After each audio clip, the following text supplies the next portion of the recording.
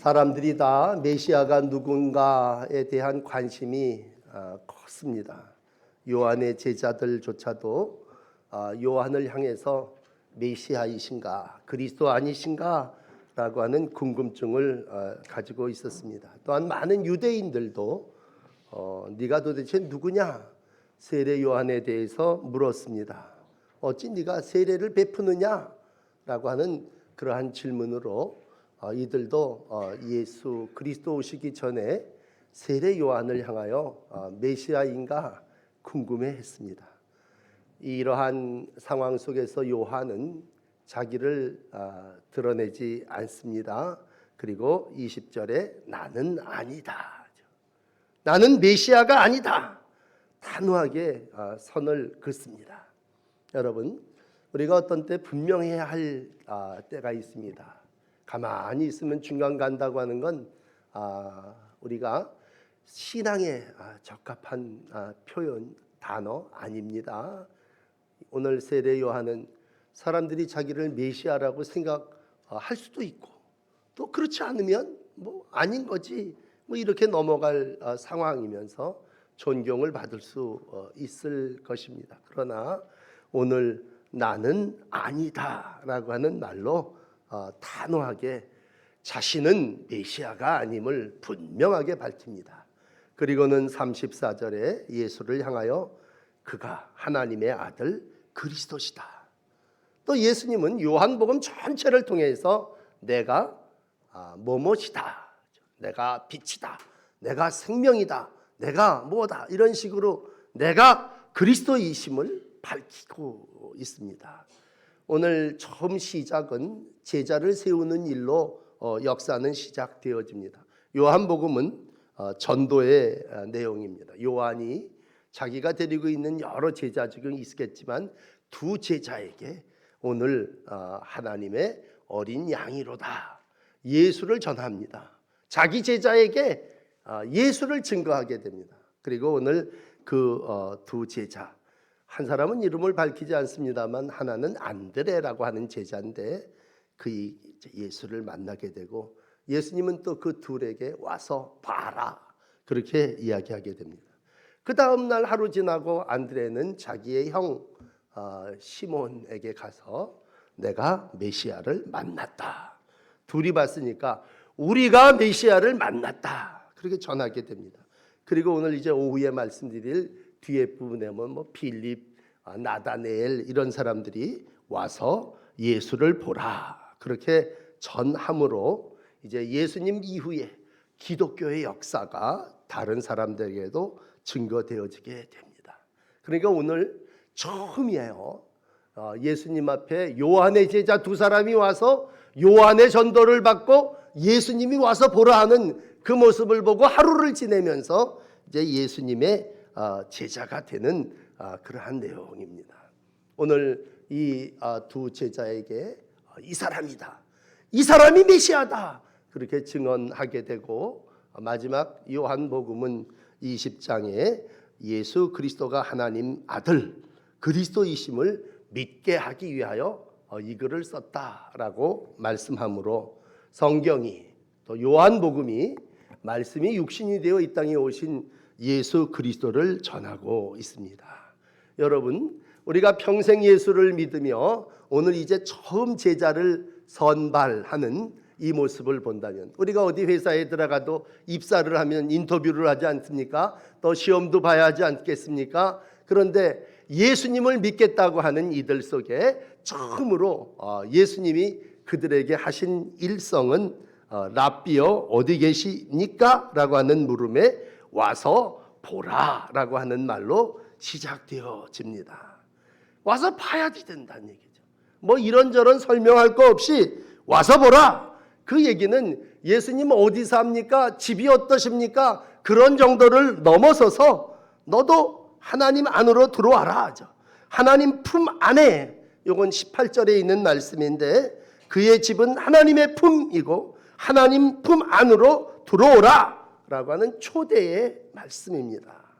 오늘도 우리가 예수님이 누구신가 라고 하는 일부 예배의 말씀을 기억하시고 여러분 앞에 부분에 우리가 예수님 누구십니까? 라고 물었다면 오늘 세례 요한은 예수님을 이렇게 설명하시고 있습니다.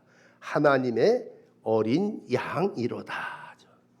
여러분 우리가 믿는 예수님 누구십니까?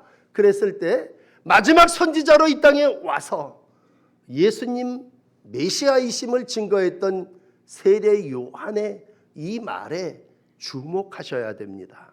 보라 하나님의 어린 양이로다. 보라 하나님의 어린 양이로다. 여러분 구약에 젖어 있던 유대인들에게 하나님의 어린 양이라고 하는 말은 얼른 이해되는, 우리는 좀 설교를 들어야 되는 얘기입니다만 이 사람들에게는 29절에 똑같은 얘기를 기록하는데 보라 세상 죄를 지고가는 하나님의 어린 양이로다 라고 했을 때 세상 죄를 지고가는 하나님의 어린 양이 예수 그리스도라고 하는 말씀입니다. 이 말에는 크게 두 가지 뜻이 있습니다. 첫째는 뭐니 해도 제물이라고 하는 말이죠. 제물. 나를 위한 제물이다.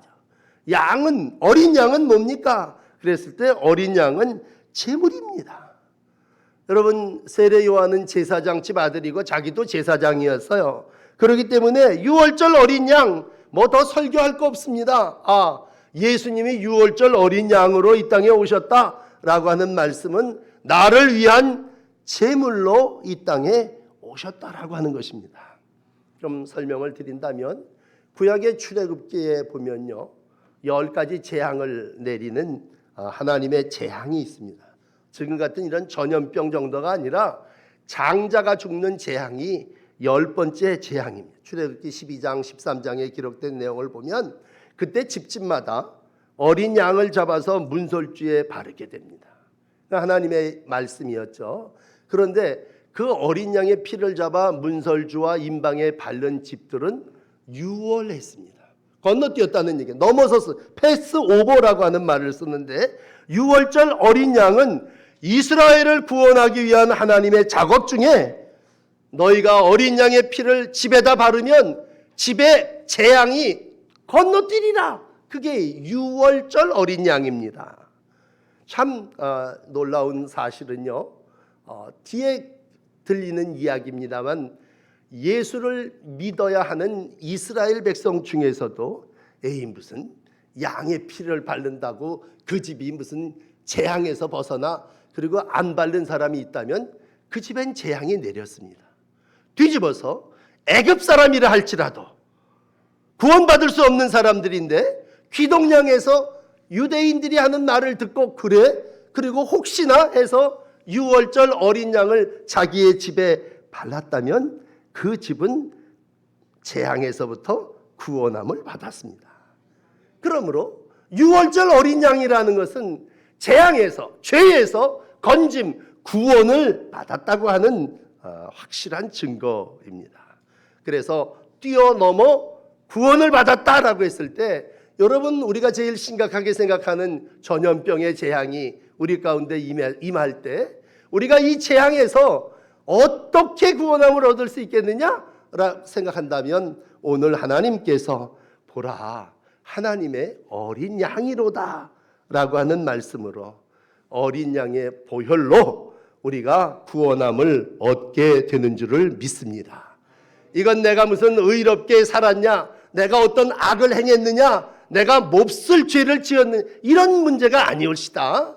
이건 의와 선과 악에 대한 문제가 아니라 오늘 그 피를 문지방에 발랐느냐 안 발랐느냐라고 하는 문제입니다. 그러므로 하나님께서 오늘 예수님을 말씀하실 때 예수님은 어린 양으로 오셨는데 가로 열고 유월절 어린 양으로 오셔서 우리의 구세주가 되셨다는 얘기입니다. 우리를 죄에서 건질 자가 누구십니까? 그랬을 때 오직 우리를 죄에서 건지실 분은 메시아이신 이 예수 그리스도 이분이시다 이런 얘기입니다. 여러분 그러므로 첫 번째 예수는 이 세상 모든 사람의 죄를 대신 지기 위해서 오셨습니다. 우리가 레위기를 읽어보면 4장 24절에 속죄제라고 하는 제사가 있어요. 어린 양의 머리 위에 안수를 합니다. 죄를 지은 자가 어린 양 하나를 잡아다가 어린 양 위에다가 안수를 하고 자기의 죄를 거기다 뒤집어 씌웁니다. 그러면 어린 양의 제단에다가 죽으면 저 어린 양이 내 죄를 대신했다는 얘기죠.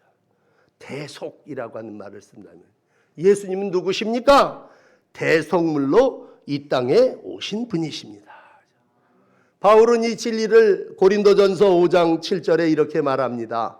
우리의 유월절 양 곧 그리스도께서 희생되셨느니라. 베드로전서 1장 19절에는 흠없고 점없는 어린 양 같은 그리스도의 보배로운 피로 된 것이다 말씀하셨고, 이미 이사야는 이 어린 양 예수가 이 땅에 오셔서 끌려가는 어린 양, 잠잠한 양같이 입을 열지 않고 도수장에 끌려감으로 우리의 모든 죄가 사함받았음을 말씀해 주시고 있습니다. 그렇습니다. 오늘 일찍이 세례 요한은 예수님을 하나님의 어린 양이라고 표현하시면서 제자들에게 이 사람이 보라 하나님의 어린 양이로다 그렇게 말씀해 주신 겁니다.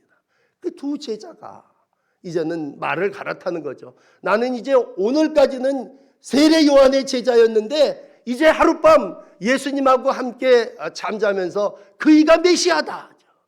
내가 이제 메시아를 만났다. 내가 메시아를 발견했다. 라고 할 때에 오늘 예수님은 이 두 제자를 앉혀놓고 너희가 무엇을 구하느냐 물으셨습니다. 여러분 38절에 무엇을 구하느냐라고 하는 것은 구도자에게 당연한 질문입니다. 너 뭘 목적으로, 너 어떻게 살기를 원하느냐라고 했을 때 오늘 그들에게 예수님이 처음 주신 말씀, 무엇을 구하느냐라는 얘기입니다. 아니 예수님이 요한복음을 펼치면서 일성이 무엇을 구하느냐, 그런 다음에는 와서 보라 그런 얘기입니다. 너희의 모든 문제가 죄에서 구원하고자 하는 일들이 다 해결되어짐이 나에게 있다라는, 날 봐라 그런 얘기죠. 와서 나를 보라 라고 하는 말에 다 함축되어져 있습니다. 두 번째, 이제 하룻밤을 지내고 나서 안드레가 이제 예수가 메시아임은 깨닫게 됩니다. 확신을 갖게 됩니다. 그리고 이튿날 아침에 자기의 형인 시몬을 찾아가게 됩니다. 그 시몬에게 이렇게 전합니다. 내가 메시아를 만났다. 41절 말씀, 우리가 메시아를 만났다. 여러분 메시아라고 하는 말은 여기 본인이 번역하면 그리스도 그렇게 써놨습니다. 그리스도라는 말 헬라 말이고 메시아라는 말 시브리 말이고 그 말의 뜻은 기름 부음을 받았다 그런 말입니다. 뭘 위해서? 인간을 구원하기 위해서 기름 부음을 받았다는 얘기입니다. 오늘 첫 번째 제자였던 안드레는 이 땅에서 그렇게 빛을 발한 사람은 아니에요. 여러분 잘 아시는 대로 베드로의 동생이지만 하루 먼저 예수를 만났습니다. 그래서 다른 성경에는 그냥 도매금으로 베드로, 안드레 같이 나가는데 요한은 아마 그 자리에 있었던 것 같아요. 그래서 요한은 기록을 할 때 분명하게 하루 차이를 두면서 안드레가 먼저 믿었고 하루 저녁 지난 다음에 안드레가 베드로를 전도했다는 얘기예요. 그랬을 때 베드로는 일약 초대교회의 큰 역사를 이루는 반석이 될 수 있었습니다. 여러분 안드레를 잠깐만 소개한다면요, 안드레는 일생 동안 3사람을 전도했습니다. 제일 중요한 건 자기의 가족인 형 베드로를 전도했습니다. 두 번째로는 빈들에서 온 무리들이 굶주려 있을 때 어린 아이를 전도해서 예수님에게로 데려왔습니다. 오병이어를 가지고 있던 이 아이 하나가 변변치는 않지만 애 하나를 전도하므로 큰 판이 바뀌겠습니까? 그런데 그 들판이 엄청난 하나님의 축복의 잔치자리가 될 수 있었던 것은 안드레가 어린 아이 하나를 예수께로 인도했기 때문입니다. 조금 더 지나서 요한복음 12장쯤 가면 이 안드레는 헬라 사람 하나를 예수님에게로 데리고 옵니다. 자신이 없는 제자가 우리 같이 이 사람을 좀 예수께로 데리고 가자 그랬을 때 그를 당당하게 예수께로 데려가므로 예수님께서 한 알의 밀알이 떨어져 죽으면 많은 열매를 맺는다고 말씀해 주시면서 헬라 사람 하나를 구원하심으로 이제 구원이 유다에 멈춰 있는 것이 아니라 이방 지역에까지 전파되어지는 씨앗이 밀알이 되게 해주셨습니다.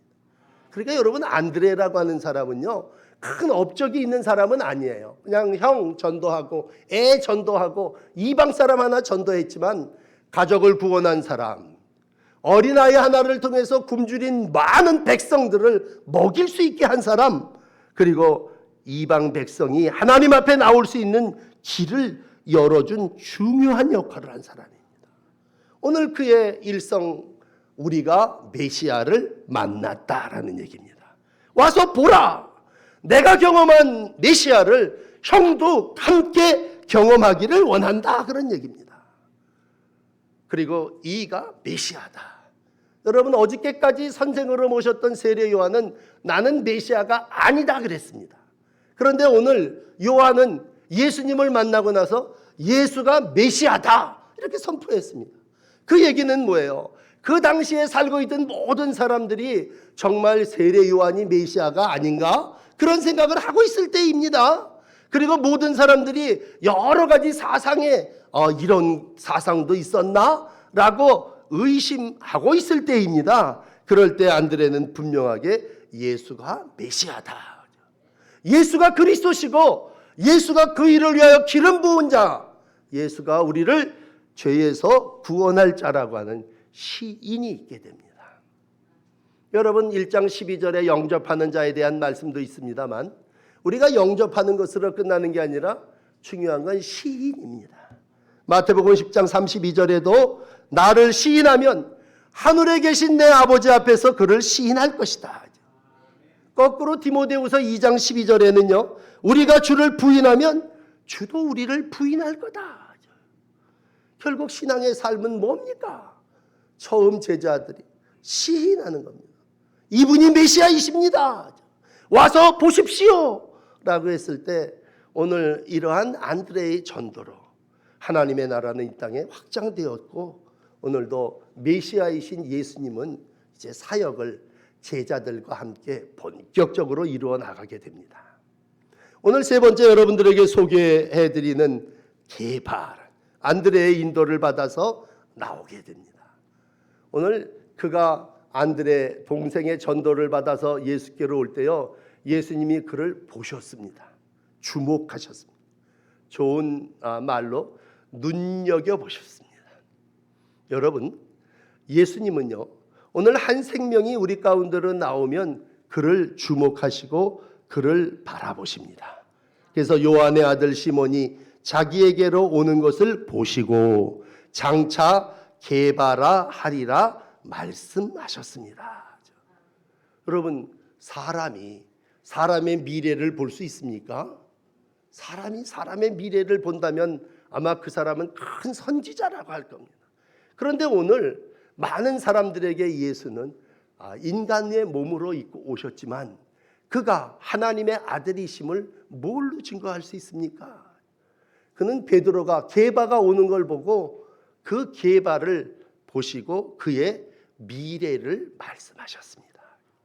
너 지금은 게바로 내 앞에 걸어오지만 이후로는 네가 베드로가 되리라. 베드로라고 하는 말은 반석이라고 하는 말입니다. 정말 베드로는요, 마지막에 든든한 반석으로 초대교회의 초석이 됐고 교회의 시작이 됐고 하나님의 역사를 이루어 나가는 기둥, 반석과 같은 인물로 쓰임을 받았습니다. 예수님은 하나님의 아들이시기 때문에 사람의 내일을 알아보시고 그의 미래를 말씀하십니다. 그 중요한 단어가 장차라고 하는 말입니다. 장차. 여러분, 예수님은 오늘 제자들을 선발하시면서 많은 시험을 보지도 않았고 무슨 인터뷰를 하신 것도 아니고, 만약 그랬다면 종교적인 성향이 있는 사람을 뽑았겠죠. 제자를 삼아야 되니까. 그러면 바리새인이나 서기관이나 좋은 조건을 가진 제사장집 아들 중에 누구를 선택하셨겠죠. 그런데 예수님은 오늘 자기에게로 오는 사람의 과거의 전력을 쭉, 이력을, 어떤 스펙을 보신 게 아니고 예수님은 그 사람의 내일과 미래를 보시면서 이가 변화돼서 반석이 될 것이다. 오늘까지는 바다에 나가서 그물질을 하며 사람들에게 좀 천시를 받고 어부는 좀 업신여김을 받았던 사람이거든요. 그동안에 하나님을 전하는 일에 훈련이라고 하는 건 일도 받은 일이 없는 사람입니다. 그리고 우리가 베드로를 잘 알지만 복음서 요한복음 21장 가도록 참 변화무쌍한 사람입니다. 충동적이었고요. 다혈질이었고요. 나중에 그를 복음 전하는 자들의 모습을 보면서 배운 사람들이 뭐라 그러는지 아십니까? 저거는 학문이 없는 범인이다. 저건 무지랭이다. 저건 어디 가서 학교 가방도 매보지 못한 그러한 사람이다. 그런데 여러분, 오늘 예수님은 오늘 그 성격을 가진 베드로를, 그 학문이 없는 범인을 어떤 훈련도 받지 않고 업신여겼던 그 어부 베드로를 오늘 게바를 부르셔서 그를 가르치시고 훈련하시고 어쳤다가 자쳤다가 마지막에 가서 하나님의 사랑으로 그를 덮으시고 하나님의 반석 일꾼으로 세워주셨습니다. 오늘 참 중요한 건 그 사람의 과거가 아니라 처음 제자들의 앞으로의 모습입니다. 장차 베드로가 될 것이다. 지금은 게바지만 네가 앞으로 이와 같은 일을 볼 것이다. 행할 것이다. 우리 주님은요, 이 장차라고 하는 말의 가능성을 우리 모두에게 부어주셨습니다. 여러분, 어떻게 보면 시험 봐서 예수 믿게 한다면 예수 믿을 사람 몇 되겠습니까? 12제자를 뽑았지만 이 12제자가 정말 옛날 크레파스 12색깔처럼 다 제각격인 사람이었습니다. 완벽한 사람 하나도 없었습니다. 전부 다. 아니, 예수님에게로 온 사람들. 어떤 여자는요, 정말 행실이 좋지 못해. 근데 나중에 그이가 옥합을 깬 건 그이 아니었습니까? 자격으로 얘기하면 예수님 앞에 올 수도 없는 38년 된 병자지만 오늘 예수님은 베데스다 연못가에서 그런 38년 소망이라고 하는 건 1도 없는 그러한 사람을 우리 하나님께서 자비로 다시 내 자리를 들고 일어나 걸으라 말씀하심으로 하나님의 일꾼 제자가 되게 하셨지 않습니까? 어떻게 보면요, 아유 저 사람이 무슨 교회 일을 해? 그랬을 때 저를 포함해서 여러분 100% 완전한 사람은 이 땅에 없습니다. 교회도 그래요. 내 마음에 쏙 드는 교회 어디 가서 눈 씻고 찾아봐도 없습니다.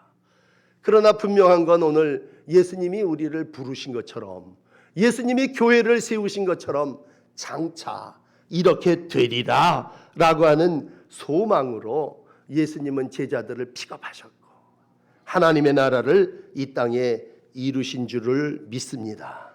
여러분, 세상은 준비된 일꾼을 뽑습니다. 공무원 하나를 뽑고 직장에서 사람 하나를 뽑더라도요, 하나라도 좀 자격이 있고 준비된 사람을 뽑습니다. 왜? 이윤을 추구해야 되고 뭔가를 남겨야 되니까. 그런데 하나님의 나라의 일꾼은 절대로 그렇지 않습니다. 오늘도 하나님의 나라의 일꾼이 될 수 있는 사람은 누구입니까? 예수님 앞에 부름받아 나온 그 사람을 보며 너 앞으로 큰일 하겠다. 될 놈이죠. 이미 돼 있는 사람을 뽑는 게 아니라 소망이 있는 사람을 우리 하나님 세우신다면. 안드레는 그런 의미에서 어린 애도 하나 데리고 온 거고 헬라 사람도 하나 데려온 거고 우리 집안 식구들 중에도 제일 형은 형이지만 정말 거칠고 말도 막하고 정말 갈릴리 바다처럼 요동치는 그러한 시몬을 예수께로 데리고 온 거 아니겠습니까? 중요한 건 내가 어떤 존재라고 하는 것이 아니라 예수님이 어떤 분이시냐라고 하는 것입니다. 여러분, 예수님이 어린 양이시고 예수님이 메시아시고 예수님이 장차 우리를 들어쓰시는 분이시라면, 예수님이 어린 양인데 우리가 무슨 100가지 죄를 졌든지 간에 다 엎어쓰고 십자가에 대신 죽으실 거 아닙니까? 난 죄가 많아서 교회 일을 못합니다.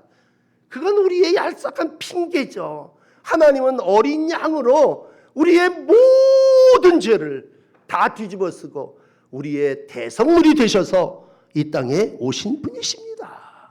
우리는 여전히 욕망으로 얻고자 하고 되고자 하고 보이고자 하지만, 오늘도 예수님은 그러한 우리의 욕망을 와서 보라, 내 삶이, 내가 사는 거처가, 내가 이루어야 될 하나님의 나라가 그런 나라가 아니다 라고 하는 것을 보여주심으로 당신이 그리스도이심을, 메시아이심을 안드레와 또 한 제자에게 보여주시지 않았습니까? 여러분, 예수님은 메시아십니다. 예수님은 기름 부음을 받아 저와 여러분 인류를 구원하기 위해서 이 땅에 오신 하나님의 아들이십니다. 중요한 것은 이 예수님을 영접하는 것이고, 이 예수님을 믿는 것이고, 이 예수님의 도구로 저와 여러분들이 쓰임 받으시기를 원합니다. 오늘도 주님은 우리를 바라보고 계실 겁니다. 오후에도 마저 말씀을 드리겠습니다만, 나다네일이라고 하는 사람은 학문적인 사람이고 경건한 사람이었고 기도의 사람이었고 성경의 사람이었습니다. 베드로랑은 아주 하늘과 땅의 차이입니다. 그런 나다네일을 부르실 때도 내가 네가 무화과 나무 아래에 있을 때 난 너를 봤다. 그러면 나다네일만 보셨습니까? 앞으로 걸어오는 시몬만 보셨겠습니까? 오늘 하나님을 예배하는 저와 여러분들도 하나님, 예수님께서 다 보고 계시죠. 자격이 없음에도 불구하고 오늘도 주님은 처음 제자를 세우듯 우리를 세워 사용하시는 줄을 믿습니다. 오늘 우리가 예수님이 베드로를 불러서 하나님의 바위로, 일꾼으로 사용하신 것처럼 처음 제자를 그렇게 세우셨다면 오늘 하나님께서 우리도 그러한 일꾼으로 세워주실 줄 믿습니다. 소망 가지시고 일꾼이 없는 이 세대 속에서 죄 많은 제가 하나님의 일꾼이 되겠습니다 고백할 때에 여러분 변화된 하나님의 일꾼으로 하나님의 나라를 위하여 온전히 쓰여지게 될 줄을 믿습니다. 기도하십시다. 그리스도 안에 새로운 피조물 되게 하시고 새것 되게 하신 아버지, 일찍이 광야의 길을 내시고 사막의 강을 내셔서 될 수 없는 것을 이루어 가시는 분 하나님이실진데, 오늘도 메시아로 이 땅에 오시고 어린 양으로 이 땅에 오셔서 하나님의 나라를 이루어 갈 때에 오늘 세례 요한과 같은 제자를 세우시고 또 안드레와 같은 제자를 세우시고 시몬과 같은 제자를 세우셔서 이 땅에 하나님의 나라를 이루어가게 하시니 감사합니다. 다 주의 자비인 줄을 믿습니다. 내가 주님을 사랑하고 주님이 나를 사랑하면 그 안에 하나님의 엄청난 변화와 기적이 일어남을 믿사오니 주님, 우리의 성질, 우리의 모습 그대로 우리를 보시고 사용하시사 우리를 통해서 하나님의 나라가 이루어지게 하여 주시옵소서. 부족한 것이 많은 교회지만 우리의 교회가 장차 하나님의 큰 일을 감당하는 교회가 될 줄을 믿습니다. 하나님, 우리가 소망 갖고 교회를 이루어가게 하시고 성도의 직분을 이루어가게 하시고 하나님의 나라에 동참하는 믿음의 제자들이 되게 하여 주시옵소서. 예수 그리스도의 이름으로 기도드립니다. 아멘. 오늘은 300장을 찬송하십니다.